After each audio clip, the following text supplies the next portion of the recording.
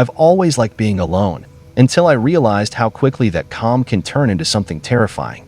The stories in this video aren't just chilling, they're real. From unsettling strangers to things that shouldn't be there, these moments stayed with us. I'll share my own unsettling experience that still haunts me. First incident. I was raised in a small mountain town in Oregon. It was the kind of place where the only things in sight were pine trees, dirt roads, and the same dozen neighbors you grew up with. I got out as soon as I could afford to, once I had a license and some saved up cash. My parents sold the place about 6 years ago. But for context, it was a 2-acre property with a wooden cottage and an old tool shed tucked behind the trees. I was 14 when this happened. My parents often left me alone back then. I was mature for my age, always responsible and self-reliant.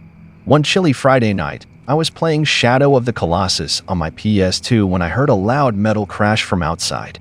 I checked every window and finally spotted something strange through the one facing the tool shed.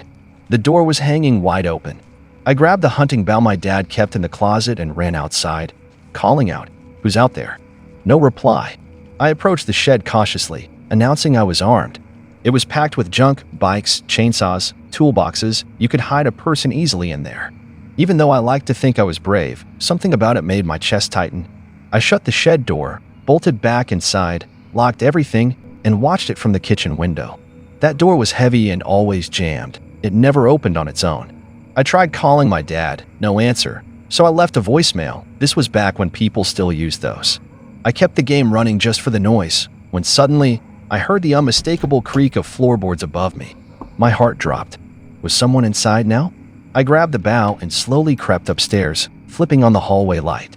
There were 5 doors, 3 bedrooms, a study, and a bathroom, all shut. The sound had come from the study. I dropped to the floor and peeked beneath the door 2 feet. Bare feet, facing the wall. I wanted to throw up. There was no way I was confronting anyone, much less firing a weapon at them. I ran downstairs and locked myself in the laundry room, calling my dad again. No luck. Finally, I whispered into the phone and dialed 911. While I was on the line with dispatch, I heard footsteps approach. A gravelly male voice said, "You okay in there, kid?" I've never felt fear like that. I ignored the dispatcher's advice and shouted, "I've got a weapon, and the cops are coming." He jiggled the handle but didn't force it. Then I heard the back door slam shut. When the police arrived, they cleared the house. He was gone. They recommended I spend the night somewhere else, so I stayed with a family friend. The scariest part? It was on me. I'd forgotten to lock the back door after checking the shed. Even armed, I never felt more vulnerable.